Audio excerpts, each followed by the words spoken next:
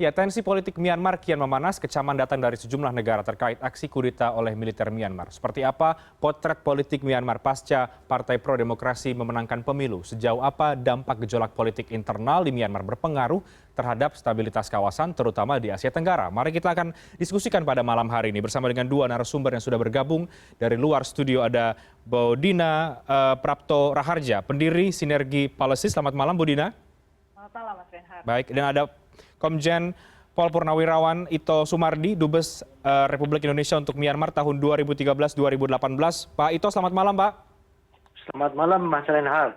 Baik, saya akan ke Pak Ito terlebih dahulu yang mungkin punya pengalaman banyak di Myanmar, tinggal di sana, berkorespondensi langsung dengan apa yang terjadi di sana selama ini. Melihat apa yang terjadi di Myanmar, Pak Ito, beberapa hari belakangan, Anda melihat situasi ini seberapa genting atau ini sebetulnya hal yang sudah kerap terjadi di Myanmar? Baik, saya mendapatkan tugas sebagai duta besar di Myanmar sejak tahun 2013 sampai 2018. Dan saya beruntung karena saya mengalami dua pemerintahan, bentuk pemerintahan yang berbeda, yaitu pemerintahan militer dan sipil. Kalau kita mencermati perkembangan situasi di Myanmar saat ini terkait dengan kudeta militer, tentunya kita juga merasa prihatin ya, dan juga terutama negara-negara ASEAN telah menyampaikan keprihatinannya dan menghimbau agar semua pihak di Myanmar saling menghormati prinsip-prinsip demokrasi dan juga menyelesaikan permasalahan domestik secara adil dan bermartabat melalui dialog damai. Ya, ini yang selama ini yang saya alami adalah pada saat pemerintahan junta militer dulu memang segala sesuatunya serba tertutup, serba kaku. Dan juga mereka kan pada saat itu sedang diembargo oleh dunia internasional. Sehingga pada saat itu hubungan antara dunia internasional dengan Myanmar itu sangat terbatas. Kemudian juga komunikasi dan lain sebagainya itu sangat dibatasi dan diawasi secara ketat oleh junta militer.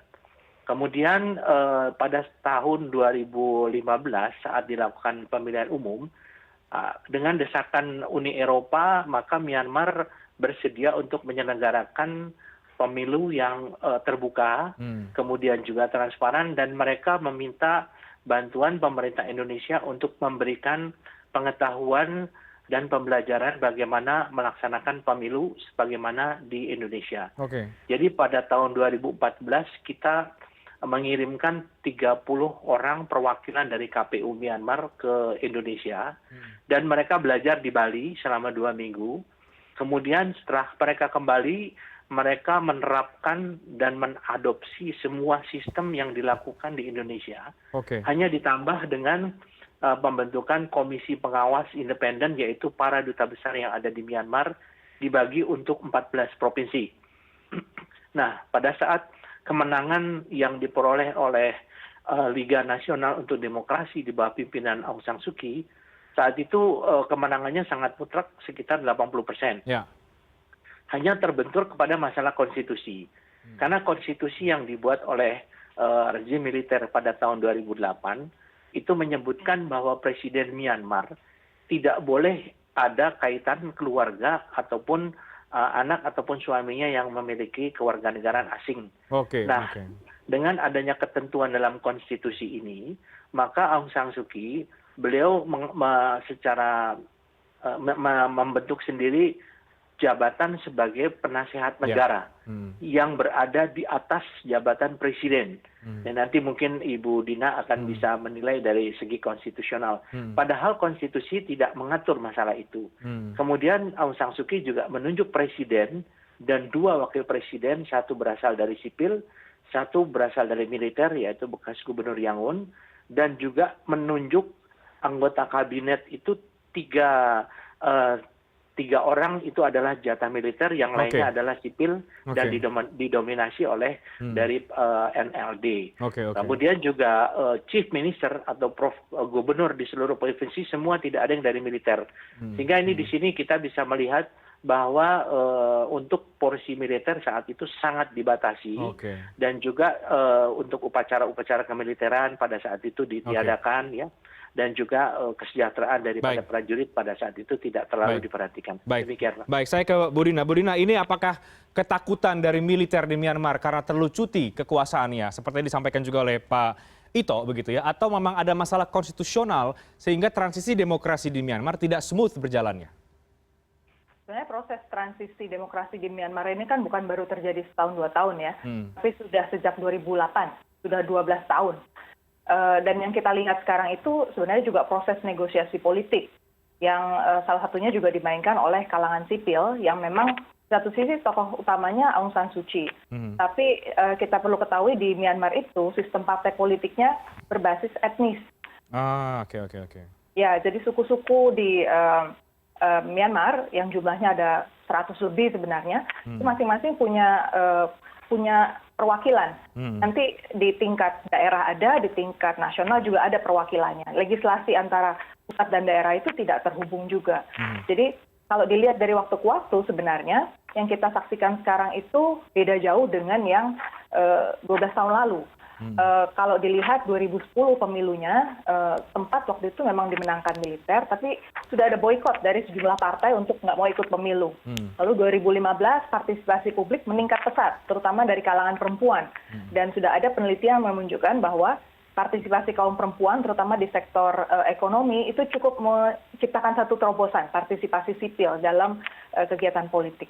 Dan puncaknya kemarin kita lihat dalam pemilu 2020, tempat pemungutan suara bahkan sampai harus perpanjang waktu buka karena sampai jam 4 sore antrean masih terjadi. Jadi antusiasme masyarakat sipil dalam berdemokrasi ini sangat tinggi. Dan kemarin juga saat militer mengumandangkan kondisi darurat, rakyat biasa di Yangon itu sampai berani menyuarakan protes bersama memukul panci ya dari rumah masing-masing. Itu artinya beda gitu situasinya di Myanmar hari ini dengan 12 tahun lalu. Ada aksi pembangkangan sipil itu ya, Bu Dina? Betul. Nah, kalau kita bicara soal ASEAN, saya bilang ruang tumbuh untuk demokrasi itu kan penting ya. Jadi suatu negara itu hanya bisa berdemokrasi secara penuh kalau ekosistemnya juga sesuai. Dan awalnya yang diperjuangkan itu kan di ASEAN ada lah, ini jadi tempat untuk tumbuh. Tetapi dalam kenyataannya justru ruang tersebut makin hari makin tipis. Kesempatan yang ada untuk memperkuat demokrasi di kawasan itu berkurang terus. Kita malah melihat mekanisme HAM yang lahir di ASEAN di 2009 itu terpinggirkan. Bahkan 2018 itu upaya sejumlah negara mengurangi anggaran dan kegiatan mekanisme HAM itu terjadi. Jadi di tataran menteri pun Indonesia, Malaysia, Filipina yang notabene juga negara-negara demokratis itu malah mau prioritasnya ke urusan ekonomi. Jadi memang dalam situasi yang seperti itu ya, ruang di ASEAN itu justru malah menyuburkan manuver-manuver non-demokratis macam yang dilakukan oleh militer Myanmar. Oke, baik Bu Dina, sebelum kita bicara lebih lanjut soal ASEAN, tadi Anda sempat mengatakan sistem parpol ini by etnis begitu. Nah, ini sistem politik ini seberapa besar berpengaruh terhadap apa yang terjadi di Myanmar saat ini? Jadi sistem politik itu menciptakan perpecahan ya di dalam negeri Myanmar, sangat sulit untuk mencapai satu keutuhan pandangan tentang arah demokrasi. Tapi yang menarik di sini adalah sepanjang demokrasi tadi bertransisi, kristalisasinya makin kelihatan. NLD sebagai partainya Aung San Suu Kyi itu jelas-jelas menginginkan ada transisi bertahap, militer itu keluar dari politik. Tetapi dan partai-partai etnis sebenarnya jauh lebih keras dari NLD. Jadi NLD ini posisinya udah center right sebenarnya, udah cenderung negosiasi sekali dengan tentara. Tapi kenyataannya mereka pun tetap disingkirkan. Dan Konstitusi 2008 mengatakan dengan jelas, agak panjang tuh dia segmen ceritanya di Konstitusi 2008 itu, tentang kondisi-kondisi darurat yang mengizinkan pihak militer untuk masuk dan menyingkirkan kekuasaan siapapun yang saat itu berkuasa. Salah satunya yang sekarang mulai dikenakan pada Aung San Suu Kyi ya, saya dengar sudah mulai dibicarakan akan ditindak melakukan treason ya, melakukan pengkhianatan terhadap negara. Jadi ini sebenarnya bisa dilihat memang kondisi di dalam negeri Myanmar sangat-sangat butuh bantuan dari sesama negara demokrasi. Karena kalau kita lihat negara demokrasi barat itu nggak sungguh-sungguh untuk membantu mereka.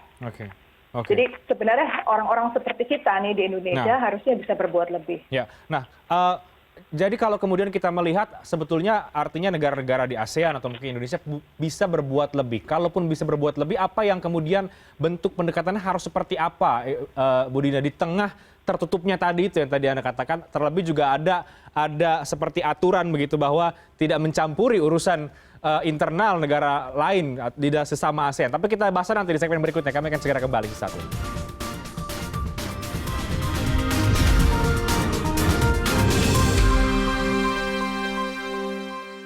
Ya, kami masih mendiskusikan terkait dengan kudeta militer dan gejolak politik Myanmar. Tadi menarik sekali, baik Pak Ito dan juga Mbak Dina sudah memaparkan masing-masing pandangan. Apa yang terjadi di Myanmar sebetulnya. Saya ke Pak Ito dulu. Pak Ito, tadi Mbak Dina juga sempat menyampaikan bahwa sistem parpol lewat etnis ini yang kemudian juga memicu perpecahan begitu. Apa yang Anda lihat seperti apa sebetulnya sistem parpol di sana dan juga isu etnis itu seperti apa, Pak Ito? Baik, saya menggarisbawahi apa yang disampaikan oleh Ibu Dina, bahwa betul sekali di sana parpolnya adalah berdasarkan kepada etnis. Ya. Oleh karena itu salah satu yang dilakukan oleh Aung San Suu Kyi setelah memenangkan pemilu adalah berusaha menyatukan etnis ini dengan menyelenggarakan Panglong Conference. Beliau mengundang seluruh etnis yang ada, tapi sayangnya dari etnis yang besar yang hadir itu hanya 8 etnis. Yang etnis-etnis besar lainnya tidak hadir, ya, karena mereka masih tetap tidak ingin di bawah satu kepemimpinan negara Uni Myanmar, ya. Dan jadi secara de facto pemerintah pusat Myanmar itu hanya bisa mengendalikan provinsi Yangon dan juga Mandalay karena ibu kotanya di Naypyidaw, ya. Kemudian yang disampaikan oleh Ibu Dina tadi juga betul, bahwa sistem di Myanmar ini mereka itu merasa bahwa pemerintah pusat yang memenangkan pemilu, yaitu NLD, itu tidak membagi kekuasaan secara seimbang. Contohnya pada saat pertama Aung San Suu Kyi itu beliau menjabat 4 jabatan kementerian, ya, dijabat oleh beliau sendiri. Kemudian hanya 3 jabatan militer yang diberikan, yaitu Menteri Dalam Negeri, Menteri Pertahanan, dan Menteri Perbatasan. Kemudian juga dalam memberikan jabatan kepada pejabat-pejabat di kewilayahan juga semua dikuasai oleh partai NLD, meskipun di kota tersebut partai lokal yang tadi disampaikan oleh Ibu Dina dari etnis tertentu memenangkan pemilu di sana. Tapi diisi chief ministernya adalah dari NLD. Mungkin ini kekecewaan ataupun ada pembagian kekuasaan yang tidak merata. Selain itu juga untuk kepentingan militer di sini adalah untuk masalah Rohingya. Pada saat penanganan masalah Rohingya, saya kebetulan mendampingi Ibu Menteri Luar Negeri, bertemu dengan Senior Jenderal Min Aung Hlaing, Panglima Angkatan Bersenjata, dengan Aung San Suu Kyi. Masing-masing seperti Panglima Angkatan Bersenjata mengatakan masalah Rohingya itu adalah bukan urusan Aung San Suu Kyi, itu urusan militer. Itu sepenuhnya dikendalikan oleh saya. Sementara Aung San Suu Kyi pada saat ditanya oleh Ibu Menteri Luar Negeri mengatakan bahwa memang kita tidak bisa mengendalikan militer. Gitu. Jadi di sini transisi antara pemerintahan militer, kekuatan militer dengan sipil saat itu belum berjalan dengan baik. Kemudian hal yang lain adalah di sini bagaimana konstitusi itu akan diamandemen oleh Aung San Suu Kyi. Nah, tadi disampaikan oleh Ibu Dina bahwa konstitusi ini kan yang membuat pihak militer. Yang menarik di dalam anggota legislatif yang ada di parlemen itu 25% semuanya adalah dari anggota militer dan memiliki hak veto. Jadi apapun juga kebijakan pemerintah kalau tidak menguntungkan dari kepentingan militer tentu akan diveto. Ini yang menjadi kendala bagi Aung San Suu Kyi. Saya pernah diskusi dengan Aung San Suu Kyi, tadi disampaikan Bu Dina masalah wanita. Pada saat kunjungan Ibu Menlu, kemudian Ibu Rini dan juga beberapa menteri wanita, mereka mengatakan, Aung San Suu Kyi mengatakan bahwa pada saat pemerintahan junta militer itu kaum wanita tidak diberikan kesempatan untuk mengikuti pelajaran sampai ke pendidikan tinggi, sehingga sulit untuk menunjuk mereka menjadi pejabat-pejabat pemerintahan. Oleh karena itu, salah satu yang dilakukan oleh Aung San Suu Kyi dan difasilitasi oleh KBRI, kita bekerjasama dengan UGM, Gajah Mada, kita bekerjasama dengan Universitas Diponegoro, dengan UI dan beberapa universitas, mengirimkan wanita-wanita terpilih untuk belajar di sini, dan sebagian pada saat kembali diberikan jabatan oleh beliau. Itu yang terjadi di sana. Baik, Pak Ito, mungkin ini kan kita yang ada di Indonesia hanya bisa melihat dari informasi-informasi di media ya, seberapa genting di sana. Kemudian ini adalah junta militer dan lain sebagainya yang berupaya untuk mengkudeta. Seberapa besar sebetulnya seberapa kuat sebetulnya kekuatan militer Myanmar ini menguasai perpolitikan saat ini, katakanlah? Kalau dikatakan menguasai perpolitikan di Myanmar saat ini memang tidak kelihatan ya peran militer. Tapi yang selama saya 4,5 tahun lebih menjadi duta besar, saya melihat di sana sifat daripada unjuk rasa masyarakat di sana tidak bersifat anarkis. Dan mereka masih sangat mematuhi hukum, dan mereka quote and quote adalah sangat takut dengan kehadiran militer. Jadi pada saat terjadi kudeta di mana militer itu semua menguasai jalan, kemudian mereka menutup akses kemana-mana dan juga untuk wifi, internet dan sebagainya, itu masyarakat hanya menerima saja. Tapi setelah 2 hari sekarang sudah normal. Saya sudah bicara banyak dengan Pak Duta Besar Indonesia di sana dan diaspora di sana. Sekarang kehidupannya seperti normal meskipun ada demo di mana-mana yang meminta supaya pembebasan Aung San Suu Kyi dan juga mengecam apa yang dilakukan oleh militer. Karena sifat masyarakat Myanmar itu yang kami tahu adalah mereka sangat menerima apa adanya. Jadi mereka sebetulnya kalau untuk masalah politik mereka juga masih dalam dikatakan masih mengambang ya sikapnya. Itu yang saya alami selama di sana sampai sekarang. Baik, Mbak Dina, lalu dengan kondisi seperti ini sejauh mana negara-negara di ASEAN atau mungkin Indonesia bisa mengambil peran untuk terhadap apa yang terjadi di Myanmar? Yang digambarkan tadi memang aspek mikronya begitu ya. Tapi kalau kita lihat dari gambar yang lebih besar, kenapa masyarakat di sana itu juga cenderung ya sudahlah nerimo aja. Karena dilihat dari 54 juta penduduk Myanmar, 70%-nya itu tinggal di desa. Dan sumber penghasilannya sektor tradisional. Bisa dibayangkan pendidikannya pun rendah. Jadi selama ini kalau kita bicara politik tentu nggak bisa lepas dari aspek ekonomi.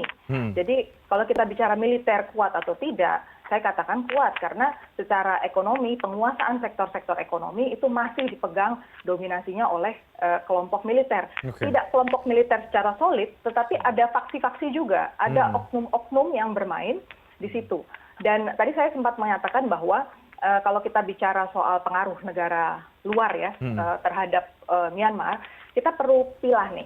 Kalau negara-negara Barat kan selama ini mengecamnya luar biasa ya, mengatakan ini dan itu soal Myanmar, mau menjatuhkan sanksi. Saya katakan tekanan seperti itu justru akan mematikan gerakan-gerakan demokrasi masyarakat sipil yang sudah mulai bersemi sekarang. Jadi karena secara ekonomi negara-negara Barat tersebut sama saja dengan China ketika mereka masuk ke Myanmar, yang dia masuki itu sektor-sektor ekstraktif, minyak, gas, pertambangan, jalur infrastruktur, yang notabene upaya untuk menciptakan lapangan pekerjaan buat masyarakat itu minim.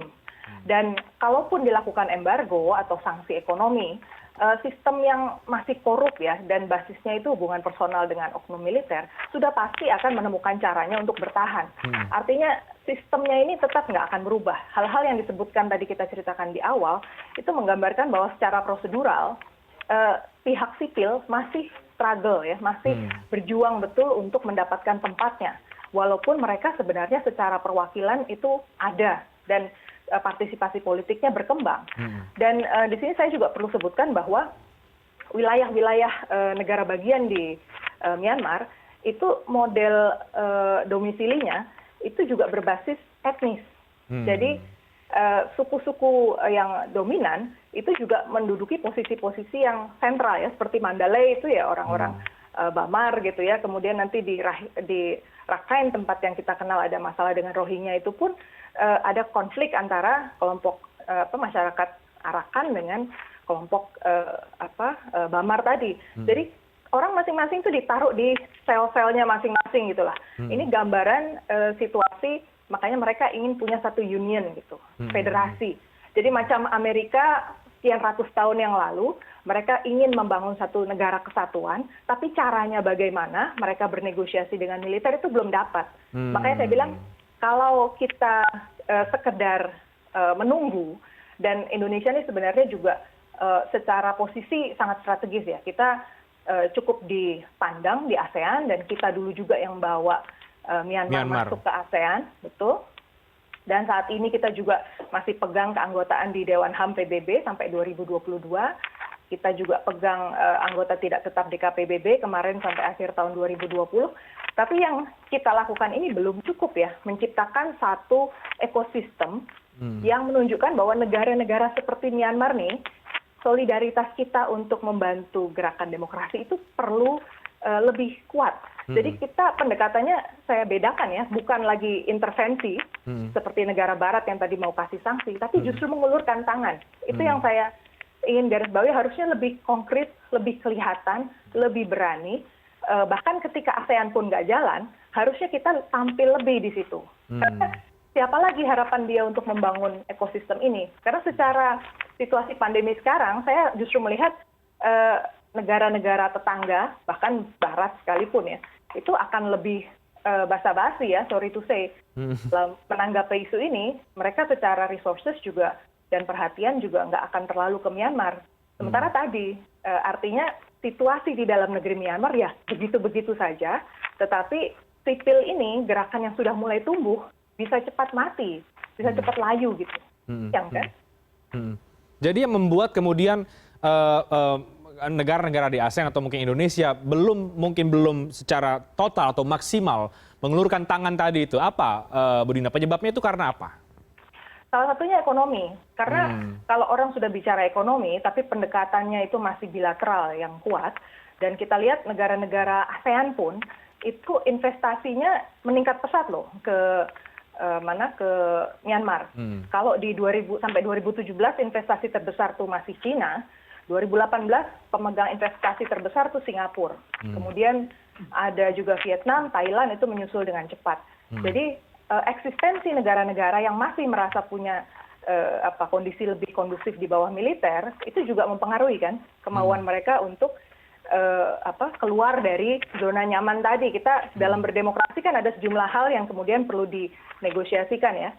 Myanmar ini kaya sekali natural resources. Jadi bisa dibayangkan ya betapa bingungnya kelompok yang tadi dibatasi oleh etnis, domisilinya, sistem yang sangat stratifikasi antara pusat, daerah dan etnis itu membuat mereka bingung ya kalau orang tidak punya siapa mau ditengok siapa gitu kan. Semua masing-masing kalau bahasa saya menutup telinga gitu. Oke. Baik, Pak Ito, ada tambahan dari Anda, Pak Ito, atau Anda bagaimana melihat dari yang terjadi di Myanmar, akan seperti apa ini kira-kira ujungnya dari kudeta militer dan juga tensi politik yang tengah tinggi ini? Ya, kalau kita melihat bagaimana dulu Aung San Suu Kyi sangat dihormati oleh dunia, dengan kasus Rohingya, itu simpati daripada dunia internasional menurun drastis. Kemudian yang kedua, ini mungkin salah satu hal yang menjadi permasalahan di dalam negeri Myanmar yang disampaikan oleh Ibu Dina tadi, bahwa saat ini memang kita semua menghadapi permasalahan yang sama, terutama karena pandemi COVID. Nah, pada saat kasus Rohingya, satu-satunya negara yang diberikan izin masuk untuk ke dalam wilayah Rohingya memberi bantuan adalah Indonesia. Karena kita membangun rumah sakit, kita membangun sekolah. Ya, kemudian kenapa kita bisa masuk? Karena pendekatan yang dilakukan oleh pemerintah Indonesia adalah kita mengatakan pertama non-megaphone policy, yang kedua adalah pendekatan inklusif. Jadi kita memberikan semua kepada masyarakat Rohingya maupun masyarakat Myanmar yang ada di Rakhine. Ya, tadi disampaikan oleh Ibu Dina betul sekali bahwa sebetulnya yang memprakarsai Republik Persatuan Myanmar itu adalah Presiden U Tin Sin ya. Jadi itu presiden pada saat masa junta militer yang terakhir.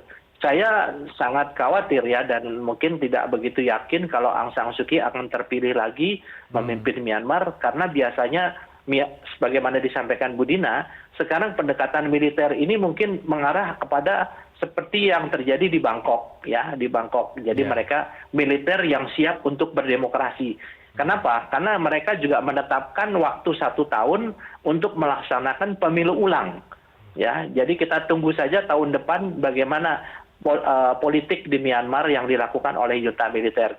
Yang jelas mereka tetap mengatakan apa yang mereka lakukan berdasarkan konstitusi. Penetapan darurat nasional ini dilakukan melalui Dewan Keamanan Nasional, di mana pada saat dilakukan pengambilan keputusan, Presiden Myanmar tidak hadir dan juga salah satu wapres tidak hadir dari 11 anggota.